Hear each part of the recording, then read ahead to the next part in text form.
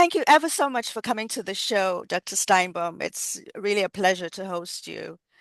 I'm thrilled to be here, Grace. I really appreciate you asking me. Spent a lot of your years, transforming women's heart health. What moment in your career did you realize that, heart disease prevention was critical and that you needed to overhaul it with, heart tech health? I tell this story all the time because it was just one of those moments in my life that really made me feel like this is my purpose. And it was during my training. I actually wasn't sure what kind of doctor I wanted to be. And I was in the emergency room. And there was one Wow. day, there was this 53-year-old woman wheeled into the emergency room. She was holding her chest, arm. She was very uncomfortable. She was sweating. And the doctors evaluated her and put her in the corner. She was given the diagnosis of gastroenteritis, inflammation of the stomach. There she is in the corner of the emergency room where she proceeds to have a heart attack in front of all of Oh us. my God. Oprah talked about that aha moment. I'm going to tell you, everything slowed down. There was like this light shining on this moment. And I said, that's it. That's what I need to do because she wasn't the first woman. She was Mhm. one of many. And so I went to the chief of cardiology and I said, that's a long story too, because he didn't want to meet me. I was just in my training and I really had to go after him to get a meeting with him. And I said, I want to do a fellowship, extra training in women and heart disease. And you Mhm. know what he said? What? There's no such thing. Oh Well, my I went goodness. back to the drawing board and I started looking, and this was the beginning of this idea of preventive cardiology. We had a notion of what that meant, but there was more data and more of an understanding of lifestyle intervention, of how we eat and how we move and all how we think. I mean, all Mhm. these things that we could control, including blood pressure and cholesterol and sugars. And I thought, okay, there's not a women in heart disease fellowship, but let me do a preventive cardiology fellowship. So I Mhm. went back to the chief of cardiology and I said, what about this? What about a preventive cardiology fellowship? And he said, guess what? There's no such thing. Oh my goodness. But I happen to be, talk about serendipity. I mean, there are moments where something's up because all of a sudden he said, I am going to figure this out for you. Dean Ornish was on the West Coast in San Francisco. He had just published the Lifestyle Heart Trial in 1994. And now we're Mhm. in a little couple years after that. And that study was about diet and exercise and stress management, group support. And in this trial, there was regression of heart disease. And we were on the East Coast and we became the East Coast site. I was in New York City of Dean Ornish's Lifestyle Heart Trial on the West Coast. And he said, I need a fellow. We're going to make this happen. And I did one of the first preventive cardiology fellowships in this country. Oh my I goodness. It was so exciting. It really was. And then I became the director of women and heart health programs in three academic hospitals in New York City. And then I left in 2020 and I launched Heart Tech Health in 2021. And let me tell you a little bit about that. After being in this field, it was like 20 years. I had been a spokesperson for Go Red for Women through the American Heart Association from the beginning. And at the Mhm. time, it was 20 years. And for the 20 years, I was saying 1 in 3 women die of heart disease more than all cancers combined. There was no change after 20 years. And I Wow. thought to myself, either I'm going to fix this issue or I'm going to continue to say the same thing and kind of be part of the system. And I realized disruption is happening in technology. Mhm. So I took the algorithm of prevention for women, put it on a software solution, and launched my technology company. Fantastic. That is marvelous. The good thing I love about this is that you put your all. You didn't give up. You saw the gap. You saw Yeah. how to help women because seriously, we are the last to be thought of when certain things come about as regards healthcare and preventative medicine, because all the data I've read and ha have looked through actually stem from the male, demographics. So, women coming into this, they're like, oh, okay. I can imagine being put off, by your director until you had to, put your stand, you make your stand known that this is crucial. I don't think so many people would have been as adamant as you have been to make sure that you pushed, this agenda through, really. Great. That was just the beginning of the hardness. I mean, after that, I had doctors coming up to me and saying, there's no such thing as women in heart disease. Is this a marketing tool? I mean, there was very little support.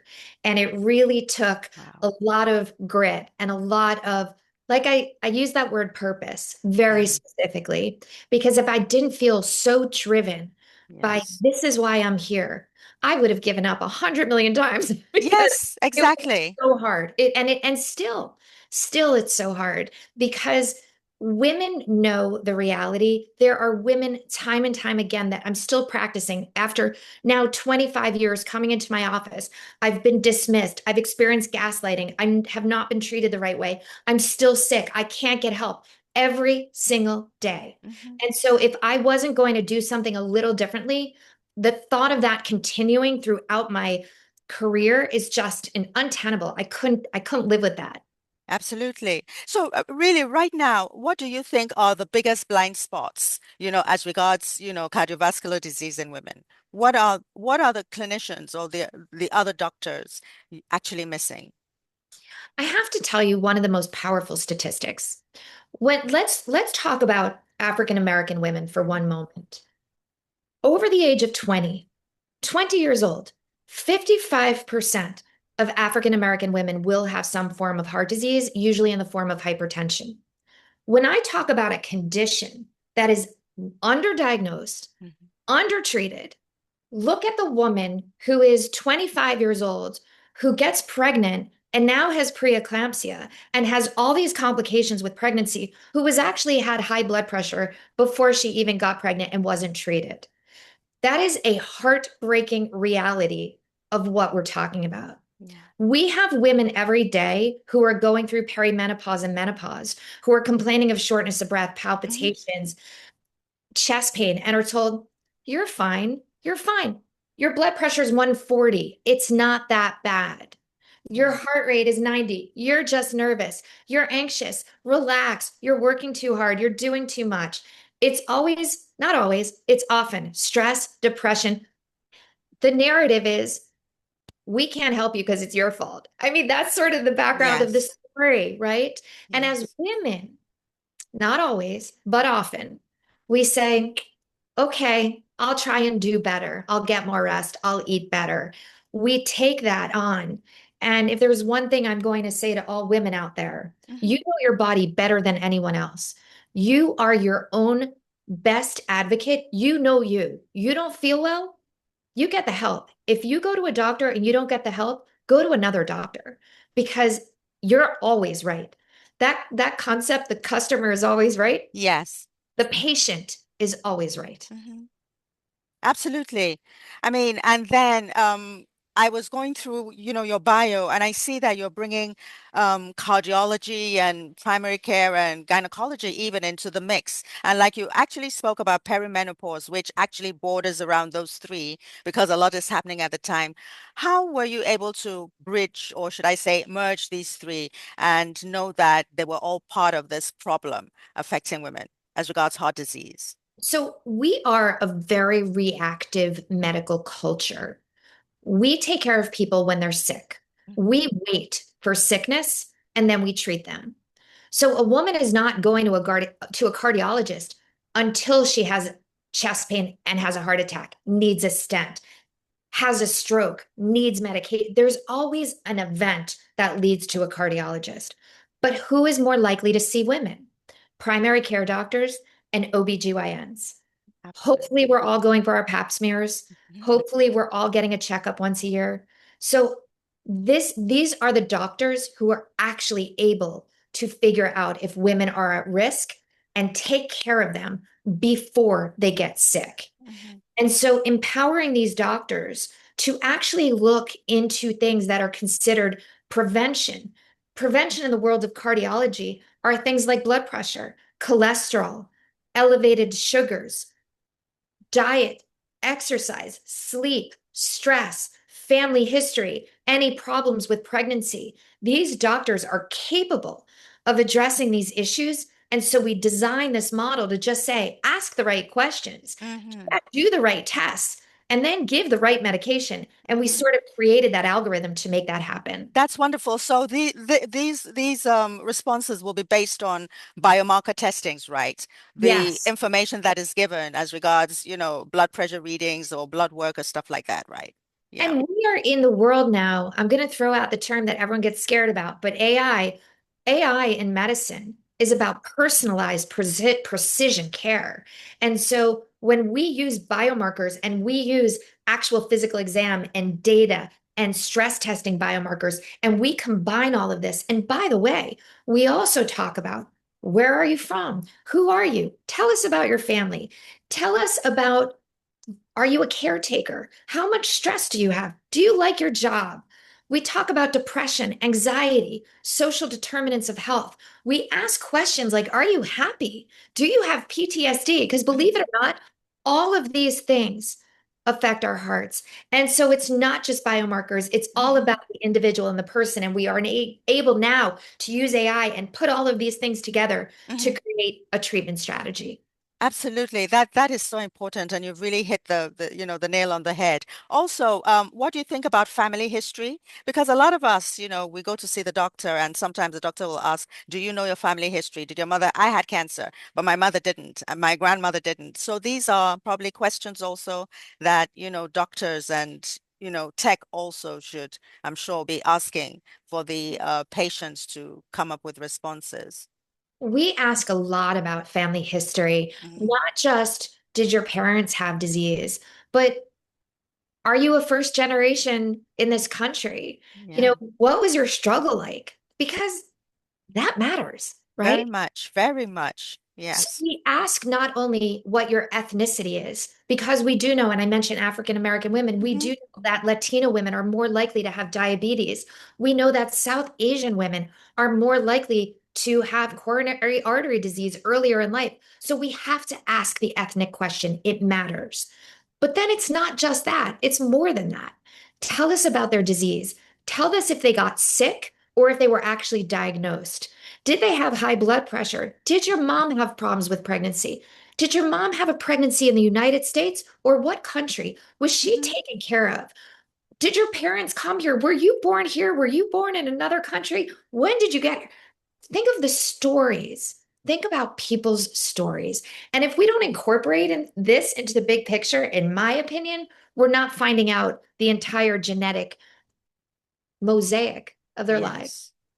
So true. That is so true. And as you had rightly said earlier, for people like us, women of color and everything, we bear the brunt at the end of the day, because we are already diagnosed for diabetes, for high blood sugar, cholesterol, sodium, all those kind of things.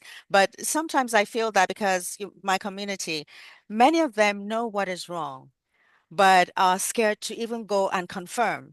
You Yeah, understand? yeah, They just don't want to know. Heck, yeah. my mother lived to 95, 100. What do I want to live to? 120? But I try to, share these experiences and stories of other women that I have, had the privilege of conversing with, and telling them that, listen, once you're over, in fact, like I tell my daughter, it's the time. Don't wait until you're 50 to start Right. going for your checks and stuff like that. It's very important. Don't wish it away. So I'm so happy that you are doing this and trying to make sure that, we even see young children at 25 having heart issues. I mean, Well, this is what I was going to say. Don't wait till 40. Wait, yes. do it at 20, right? Exactly. Yeah. Let's do it at 20. I think you bring up a really important issue. If we wait, things are more likely to happen to us, Mhm. right? In some ways, we become like the victim of it all. I don't mean that exactly. There's a better word for it. But if we start at 20, we get in the driver's seat, we go and get checked. We figure out, am I like mom or am I like dad? Or am I like Auntie Florence? Yeah. Look, who am I? You cannot look at your family and say, I'm the same person, because you're Hmm. not. You're never going to be the same person. You have your genes, there's epigenetics, there's genetics, and then there's you. Yeah. And so, although you look at your family and you get an understanding, until you figure out exactly who you are, you're a victim of the rest of it. And when you take control over it, you have the opportunity to actually change and be in control of the outcomes in your life. hmm Be in the driver's seat, I know that, listen, this is my life, this is my body, Yep. and it's a vessel that I have to drive. I can't leave it to Beaver and just think that everything will because these things happen, as we age, as we Sure. mature, changes in the body and all that, and everything is correlated to, heart health, especially for women. So and we are I the always most misdiagnosed, we're the most dismissed.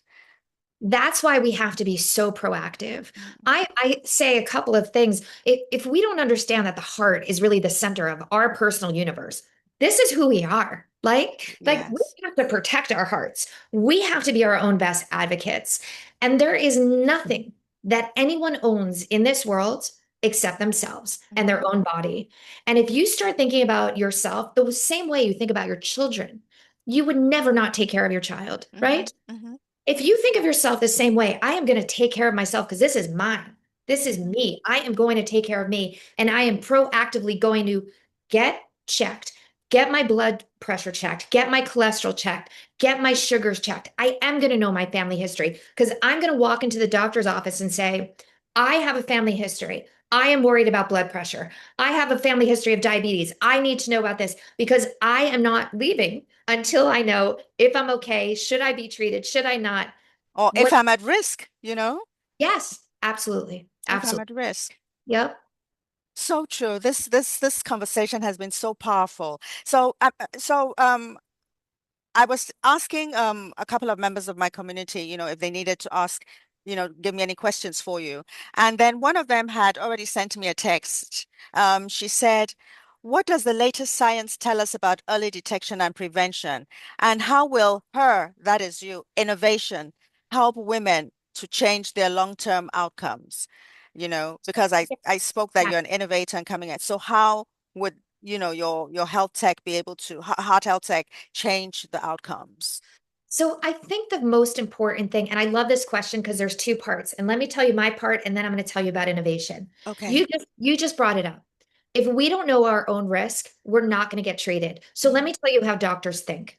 You walk in the door, and the doctor is going to put you through what we call the ASCVD guidelines or American Heart Association guidelines or Prevent American Heart Association guidelines. They put in your age, your sex, your ethnicity, your blood pressure, a couple variables. And then they get out a number, percentage of what your risk of heart disease over the next 10 years is. For women less than 65 years old, 50% of the time, they're considered low risk. End of story. What that means is you're not going to get treated, even if your cholesterol's high. They say, you're not ready yet. Well, Wow. new guidelines just came out, new cholesterol guidelines. And what these guidelines said is almost mind blowing. You don't wait till someone's risk goes up. What it said is you treat that person for a very long time, not aggressively, but it's not treating them aggressively when they get sick. Mm, It's treating them subtly for a very long time. That is the best way to prevent heart disease. So if I tell you you're not at risk, you don't need medicine, you're not going to be treated subtly over a long time to mhm. prevent disease. You are going to be dismissed. The first thing that Heart Tech Health and my first passion in life is to tell women when they're at risk. And it's not just those numbers I just mentioned to you. It's all the other things also. It is Yes. PTSD. It is stress. It is depression. It is social isolation. When I Mm, even bring those things up, everyone's like, oh, I know what that feels like. hmm Because we all, as women, have a different kind of experience than those risk analysis tells us, right? Yes. And so I'm trying through technology to really identify for women and for doctors what their risk is so they get treated earlier and sooner. hmm And what we have now at our disposal are scans that show us non-calcified plaque versus a calcium score, which many women get, and it's zero because hmm women don't get calcified plaque till later in life, but they get non-calcified plaque early. There's hmm an AI scan called Clearly that can actually show us that. hmm We now have medications that can treat LP little a, which is a genetic marker that increases the risk of heart disease, very prevalent in African American men and women. Now we have a medication that could treat that. All these years we have not. If you don't get these things checked, and by the way, they have not been considered LP little a has not been standard of care. Wow. Mind blowing. Because if it was, your risk would go up and you would get treated. Mm-hmm. Now we're really addressing all these things that we've learned that increase your risk so you actually could get the medication that you need. Oh, that's excellent. So how, for anybody that's interested in knowing more about heart tech health, how do they, get to know about this? You can go on our website, hearttechhealth.com. You can look up my website, drsuzannesteinbaum.com, and we are also on social media. We have a lot of things that are coming out in the Okay. next 6 months Hmm. that is going to allow everyone to have access. We're Okay. not quite there yet. We are going to be there very soon, and I would love everyone to join this journey with us. This is not, Absolutely. it's not just a tech platform. This is a movement. Hmm. This is Hmm. a time that women have to stand up and say, nope, we're sick of this. We don't want to be treated less than. We don't want to be treated different than. We have a voice. We have the information. We are now educated. We are now empowered. And now we are going to get the help that we need. We are our best own advocates. And that's what I'm hoping for. Amen to that, and I'm sure it's happening. That movement is already, on in acceleration as I can see, you know. Before we close, I would like to ask how you stay as, vibrant as you are trying to keep your own heart together. I think that I have to tell you, there was one study that I laugh about because I'm going back to this purpose thing. It Hmm. looked at people who actually lived with a purpose in life. It asked that specific question. And this study showed those people actually lived longer and lived healthier. And there is something to be said, I think, for living that way. You know this. You have the same thing. It's this idea that every day you're going to get up in the morning and you're going to be the best you can so you can do the work that you need to do. And I Yes. think that in itself drives me to make sure I'm okay. I exercise minimum 4 days a week, if not 7 days a week. I move every single day. I do an Instagram post while I'm walking the dogs. If my dogs could talk, they could tell you about I how watch you all the time. I'm with my dogs outside. Yeah.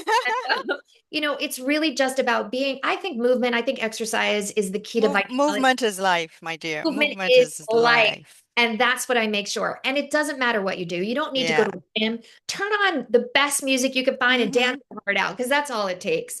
I think Absolutely. laughter is important. I Hmm. think friendships are important. I eat really well. I stay as healthy as I can. I had pizza yesterday. Don't tell me. Cheat every so often. Hmm.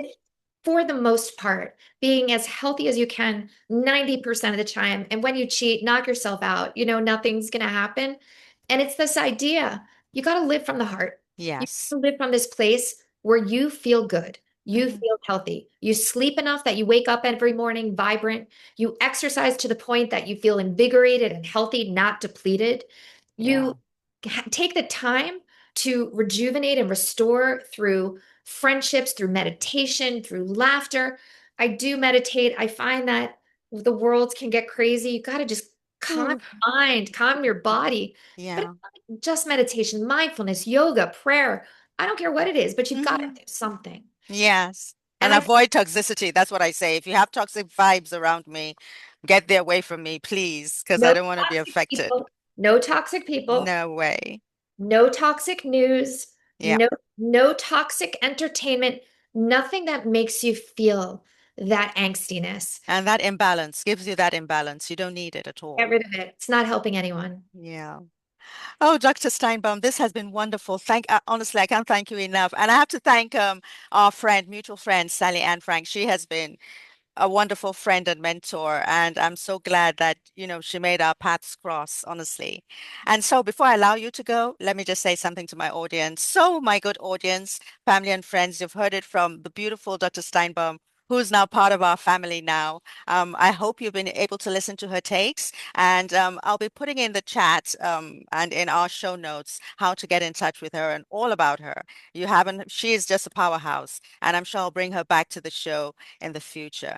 Thank you so much for listening to us and God bless you. Thank you so much, my dear. Thank It you, was Courtney. wonderful You to are just see you. magical. You Oh, are God wonderful. bless. You are more wonderful. Thank you, darling. See you soon. Take care of yourself, okay? Bye, darling. Bye. Bye. Love you too.